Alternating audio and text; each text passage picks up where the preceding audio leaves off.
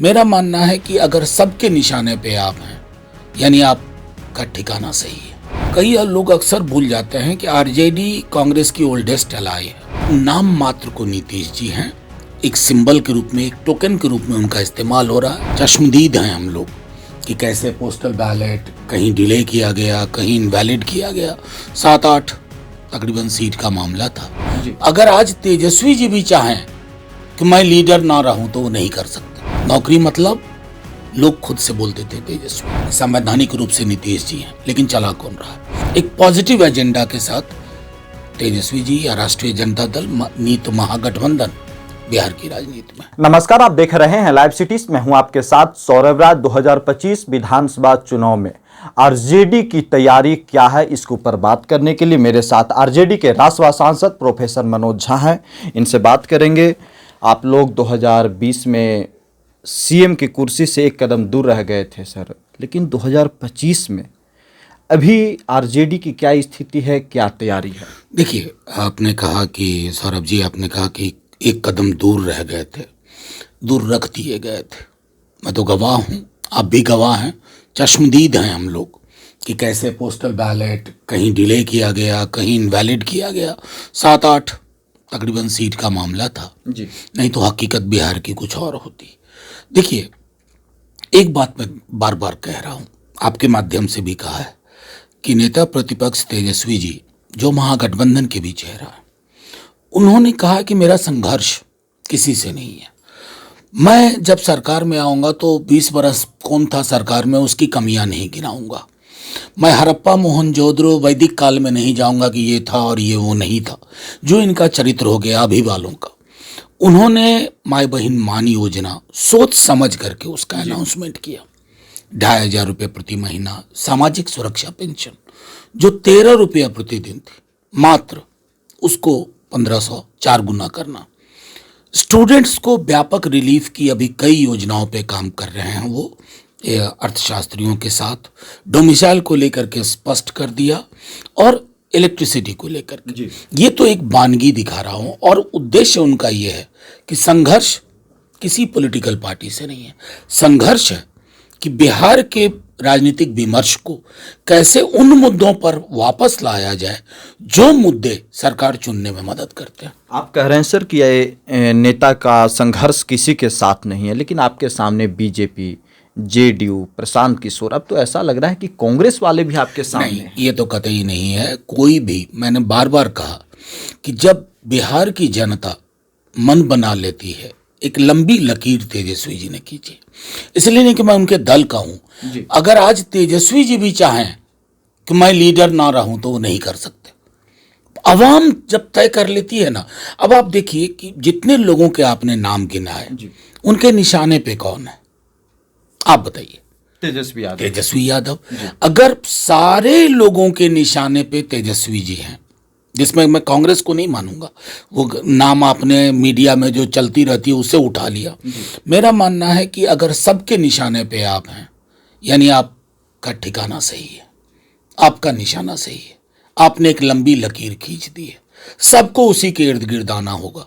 और मैं भागलपुर के उस बीजेपी लीडरशिप की वीडियो का जिक्र जरूर करूंगा जो आप लोगों के चैनल में भी कई जगह चला। तेजस्वी पे अटैक मत करो, तमाम बीजेपी के बड़े नेता थे। ये डर अच्छा लगता है। ये डर किसने दिया है? तेजस्वी जी ने नहीं, सिर्फ बिहार के अवाम ने। आज के समय में तेजस्वी यादव के पास क्या है सर, क्योंकि आप लोग विपक्ष में है, 20 साल से सीएम की कुर्सी से दूर हैं। आरजेडी के पास क्या तेजस्वी यादव सब कुछ है? तेजस्वी यादव के पास क्या वो ताकत है जो नीतीश कुमार को कुर्सी से हटा दे? कोई भी नेता नीति और नीयत से जाना जाता है। 17 महीने तकरीबन वो सरकार में रहे, जब नीतीश जी की अंतरात्मा एक बार फिर इस करवट ले बैठी थी। और उस 17 महीनों में जो हुआ, आप गवाह हैं कि बिहार के जर्रे जर्रे में ये बात हो गई थी। नौकरी मतलब लोग खुद से बोलते थे तेजस्वी। बीजेपी के सपोर्टर्स, जो शायद हमारे वोटर कभी नहीं थे, वो भी कहते थे कि यार नौकरी पर तो चर्चा इसी के आने के बाद शुरू हुई, नौकरी गांव में इसी के बाद मिली। ये सबसे बड़ी ताकत है। बाकी मेरा मानना है कि सबसे विशाल जो महत्वपूर्ण चीज़ है, अशोभनीय और इस तरह की राजनीति से अपने को लगातार दूर रखते हैं। एक पॉजिटिव एजेंडा के साथ तेजस्वी जी या राष्ट्रीय जनता दल नीत महागठबंधन बिहार की राजनीति में। महागठबंधन का अभी क्या चल रहा है सर? महागठबंधन के अंदर क्या सब कुछ ठीक ठाक है, या क्योंकि 2020 में मनोज झा थोड़ा सा गुस्सा हो गए थे कांग्रेस के ऊपर, जो आप बहुत कम होते हैं, तो आज के समय में कांग्रेस और आरजेडी की क्या स्थिति है? ये कतई नहीं है, कभी गुस्सा नहीं हुए थे। जब आप साथ में काम करते हैं ना, आप एक पार्टी नहीं है, अलग अलग पॉलिटिकल पार्टी हैं, और अगर कोई थोड़ी बहुत भिन्नता नहीं होती तो एक पार्टी होते। अलग अलग पार्टी है, अलग अलग पार्टी के फुटप्रिंट्स हैं, लेकिन महत्वपूर्ण यह है कि जब हम एक महागठबंधन या गठबंधन में काम करते हैं तो अपने फुटप्रिंट्स के इतर जा कर के भी सोचते हैं, इसलिए सारी चीज़ें बहुत स्मूथ हैं। कल संभवतः राष्ट्रीय अध्यक्ष कांग्रेस के, इंडियन नेशनल कांग्रेस के खड़गे साहब और तेजस्वी जी की मुलाकात भी है। बिहार को लेकर के एक व्यापक औपचारिक बातचीत, कुछ सीट शेयरिंग के ऊपर भी बात नहीं, औपचारिक बात है। मतलब देखिए, कई लोग अक्सर भूल जाते हैं कि आरजेडी कांग्रेस की ओल्डेस्ट एलाई है, और कांग्रेस की अगर ओल्डेस्ट एलाई की तो आरजेडी है।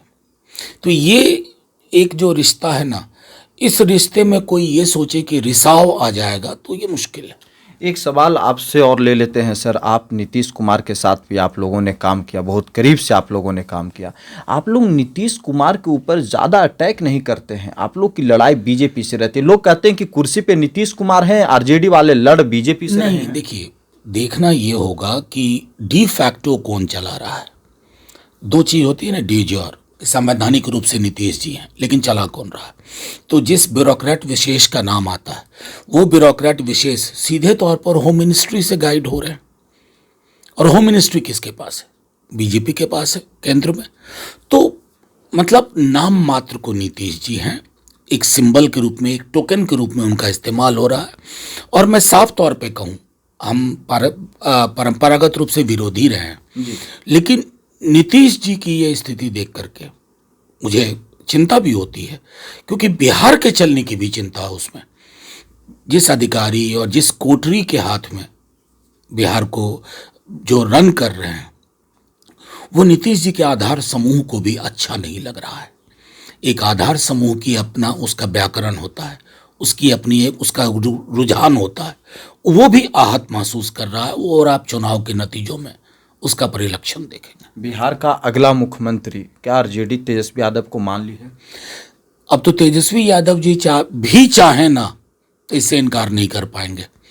बिहार ने मान लिया है, बिहार ने मान लिया। देखिए, आप प्रधानमंत्री जी की भाषा देखिए, गृह मंत्री, ये जो देश के बड़े बड़े नेता हैं, उनके निशाने पे कौन है? कोई और तो नहीं है ना, कौन है? तो आपके पुराने 15 साल को याद करते हैं, लालू यादव का नाम लेते हैं। अच्छा करते हैं, 15-20 साल पीछे ही जाते हैं। हमको तो लगा हड़प्पा मोहनजोदड़ो काल में भी जाएंगे, और तक्षशिला विक्रमशिला के काल में भी जाएंगे, वो सब भी हो सकता है। अभी देखते रहिए। देखिए, दो नई पीढ़ी आ गई है, वो अपना नौकरी ढूंढ रही है। नौकरी कहाँ? लॉ एंड ऑर्डर ऐसा क्यों है? शराबबंदी में ये क्यों हो रहा है? सोशल सिक्योरिटी, सामाजिक सुरक्षा का पेंशन इस लेवल पे क्यों? ये चिंताएं हैं बिहार की। आप लोग प्रशांत किशोर के ऊपर ज़्यादा आक्रामकता से सर सवाल उठाते हैं और विरोध करते हैं। किसने कहा? देखिए, वो स्वतंत्र हैं, उन्होंने रैली वैली भी की है, हर व्यक्ति स्वतंत्र है। मैं बार बार कह रहा हूँ, कभी भी हमारी टॉप लीडरशिप की जुबान से कभी कोई ऐसी चीज़ नहीं सुनी होगी जिसे अशोभनीय कहा जाए। देखिए, पॉलिटिकल स्फीयर है, सब आए, सब अपनी अपनी बात रखें, लेकिन एक बात मैं फिर से दोहरा रहा हूं, अगर सबके निशाने पे तेजस्वी यादव और राष्ट्रीय जनता दल है, कुछ तो बात है कि हस्ती मिटती नहीं हमारी। चलिए, शुक्रिया सर, थैंक यू हमारे साथ बात करने के लिए।